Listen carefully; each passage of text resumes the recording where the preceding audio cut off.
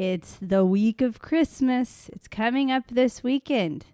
Whose joy are you looking for? Are we going to force it or are we going to cultivate it? Mama says namaste. Mama says namaste. Making a family can be easy and fun. Oh, yeah, but raising a family can be a whole different story. From spouses to kids to the crazy daily grind, life often directs us away from connection and more into reactive chaos. If you're tired of that cycle and are seeking something beyond the picket fence blues, this is the show for you. I'm Ashley. And I'm Nathan. And we're here to take you from chaos to clarity by bringing awareness and intention into your home, not waiting for one day, and highlighting how the uniqueness in each of us strengthens all of us. Take a deep breath in and let's start a brand new day. With Mama says namaste.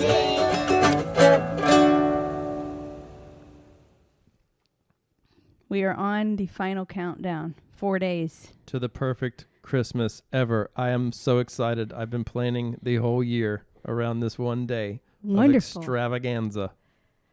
Wonderful. So I have high expectations that everyone will enjoy it as much as I'm going to enjoy it. Maybe we should reference last week's episode if you're still stuck in those expectations. What? We wanted to just dig a bit deeper into those expectations and really that expectation of the joy and the fun that you can have. One of the things that we watched years ago as a family was National Lampoon's Christmas Vacation. And if you remember anything about this movie, Sparky, Chevy Chase, is he's basically one high expectation after another on how perfect things are going to be. And it's just, of course, one thing after another that sometimes quite literally blows up in his face. Yeah. Yeah, and, life is that way. We have this vision for how we want it to be.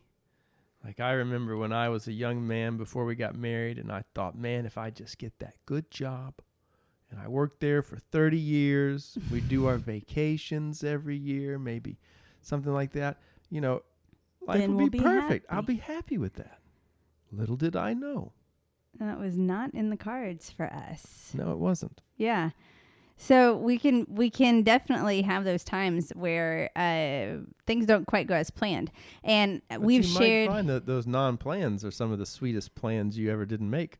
It's funny because one of the stories that we talk about is that we quote unquote that Christmas, and it was that first Christmas where Clara was old enough to really be involved with Christmas, and I think she was 2.5. Yeah, that was the problem. She was, we were young, ignorant parents. Yeah, and so here we are, like so eager for it to be. Actually, I'm looking at the pictures. Yeah, she was 2.5 because it was right when Elle was a baby, and she was the only, the oldest grandchild. At this point we just had Elle, but only grandchild. On my side. On Nathan's side, only grandchild on my side in town, and so she's got four grandparents all excited about doing things with her. 2 parents with high expectations for we've waited our whole lives for this. I know my dream of always being a mom. I mean, this was it. Here we have magical Christmas with the children, and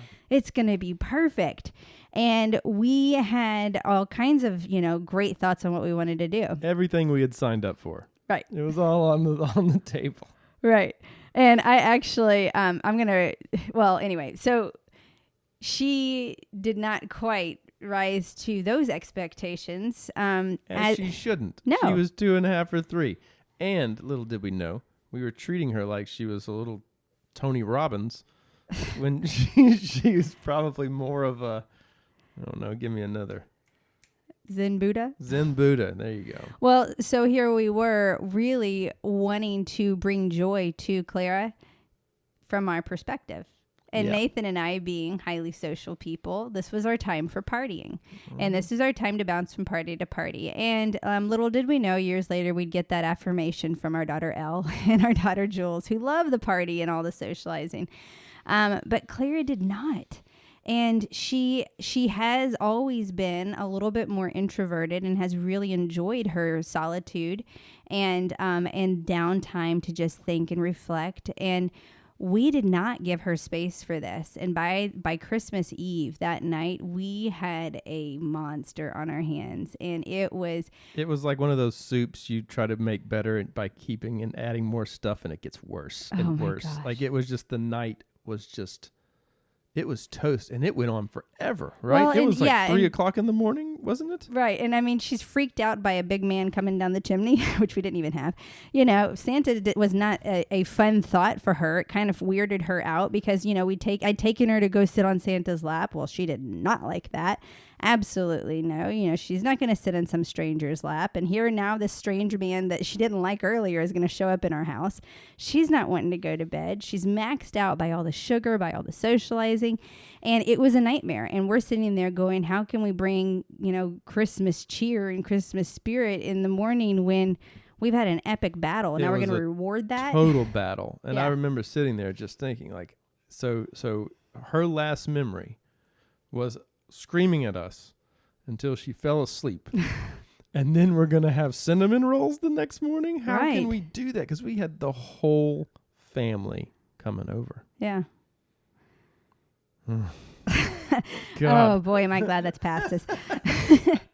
We finally had to come to grips with the fact that this was not a time for us to enforce punishment and responsibility on a 2-year-old. This was on us as parents. Maybe we kind of set her up for disappointment. Right. Yeah. So we had to really reset and pull back on how we did that. That kind of brings us to, you know, the first key thing here, and that's you're not in charge of someone else's happiness. Not even the kids? No. And boy, that's so the deal. I mean, I have done that before where I've been so focused on the agenda of making someone else happy that no happiness resulted. I mean, I'm feeling maxed out and resentful because they're not immediately smiling and they're going, what the heck are you doing? I feel forced, you know? So when our goal is just to make somebody else happy, we miss something huge. It is hard for us to force a smile on someone else when our own face is, you know, in furrowed concentration. Like, joy is contagious. We have to start from within. And I created an acronym a long time ago, JOY. Just own it yourself. That's it. Start with joy within. That's a whole different way to be able to bring that joy to others. And what you find is that joy is contagious. Because we are contagious people, just like our sneezes, you know. If we start sneezing, or no, yawning, it's the yawning. You yawn, not sneeze. Sneeze is what passes things, babe. Yeah, that's right. I was in the right zone. That was a funny slip. But, you know, a smile can really change an attitude. I mean, we've even heard that when we go and work at the state parks, how, you know, some of the feedback we get is that we are a contagious happiness, that we can be fun. Right. And so if you worry about yourself and just enjoy yourself and not get down on all the family drama, it can be a really delightful experience. Right. Look at those little ways that you can really soak it in. What is your own joy in being with people? Joy comes from that inner spark that seeks delight in something, not the external influence. So it's you who flips the switch to happiness. And on that, just thinking about that, flipping the switch, instead of spending time with your loved ones, focused on what you think they want, flip the switch on that. It's not about the length of time or what you do or what you think might make them happy. Really, if you could try setting back and instead focus on seeing in them those parts that you adore, that you want more of, that make you happy. Find your joy in simply the communication, just the connection, the sitting down with that person. So then when you're looking at, you know, how am I going to spread delight? I mean, find your own spark so that you are really looking at soaking in the moment of quiet when the house is still, or seeing your child laughing and just embracing that moment, closing your eyes and breathing in the sense of the family meals. When you're talking to people, maybe it's really looking at, the beautiful being you brought into the world, or chuckling in your head because your aunt is doing some more silly antics, or even, finding out that from that know-it-all relative, something new that you hadn't known before that can move you further. It's finding your own joy in the connection, even if it doesn't seem like there's a lot to go from. We know tensions can be high during the holidays and expectations can be high. Just sit and appreciate what is. Yeah. And, one of the things that I find that's subtle about that is, it's just a little gentle reframing that you do yourself that changes the whole scene around you. Mm-hmm. I mean, I'm reading this book on Dutch parenting, and it's kind of the same thing. I mean, it is just a subtle shift in the way you respond to a stimulus or an issue can change the whole experience for the family.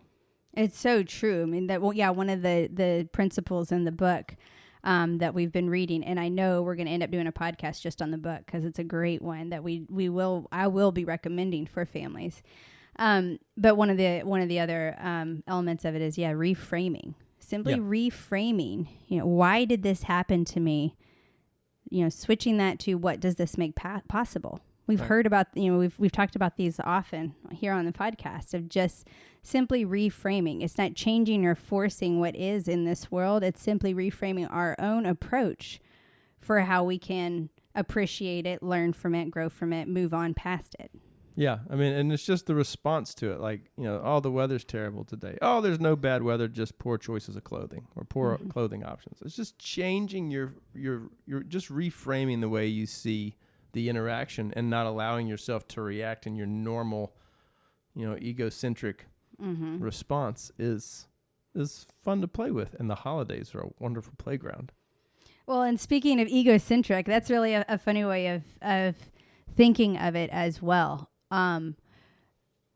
When you spread joy to someone else, you see them laugh. Like you're having that conversation, you haven't said anything, and then you say something witty, and everybody laughs.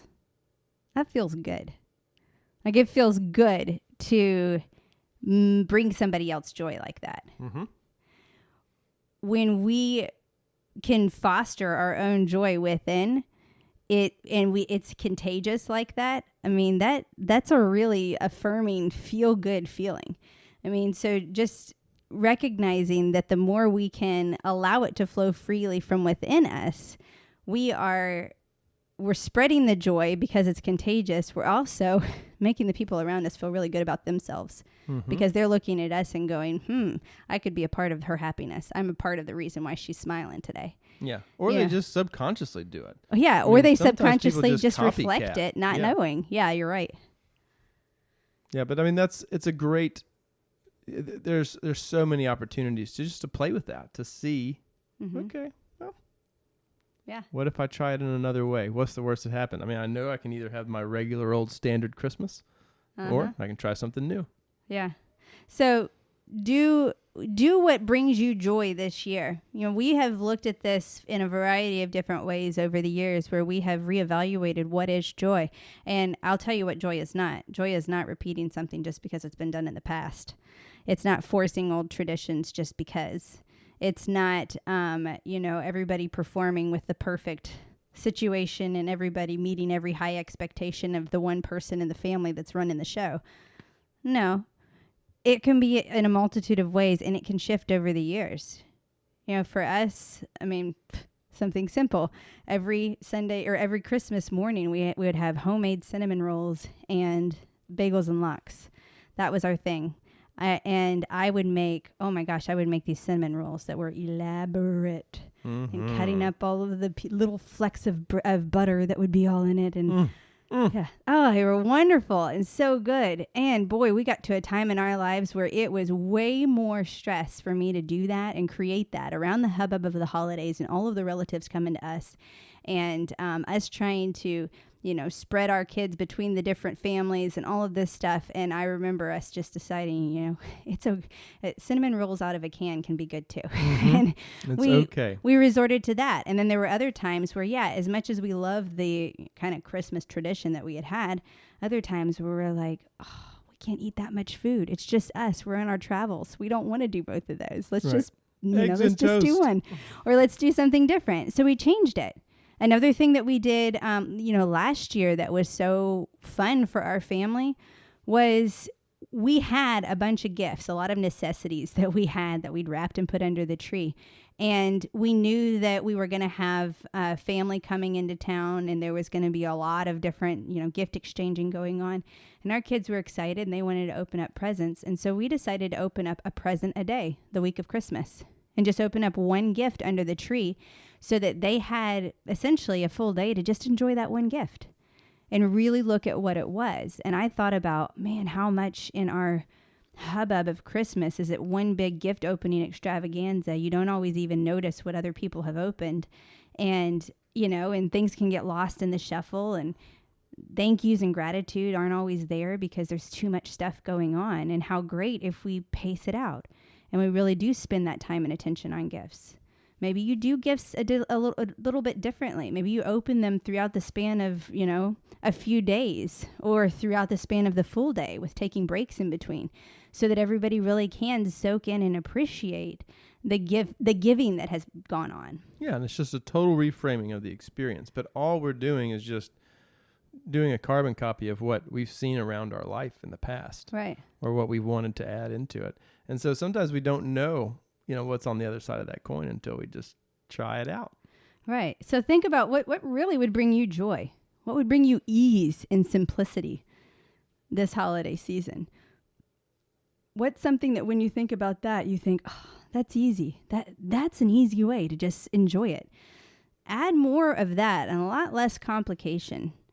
And make sure you take those times to just take a break, take a breather, and just find what you can appreciate on what is in the moment. Go through those senses, take those deep breaths, and remember that you are in charge of how this is going to happen. That joy does not come from anyone else.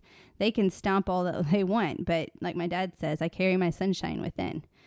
They can only go so far to break you down. As Eleanor Roosevelt says, no one can make you feel inferior without your consent. There's so much into what our minds accept. What are we choosing to accept this holiday season? What are we choosing to embrace? And what's coming from within us that we are giving and sharing as our Christmas message and our gift to the world? Starting from within, out to our family, and celebrating how the uniqueness in each of us strengthens all of us. Namaste. 2, 3. Up with the rising sun, already on the run. Mama says namaste. Life is a tangled mess, then you don't have to stress.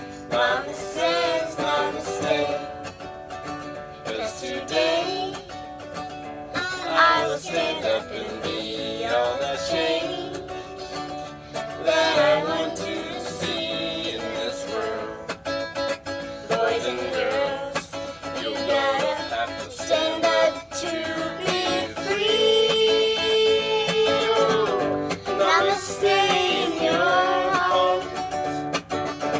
Take a deep breath in and let's start a brand new day.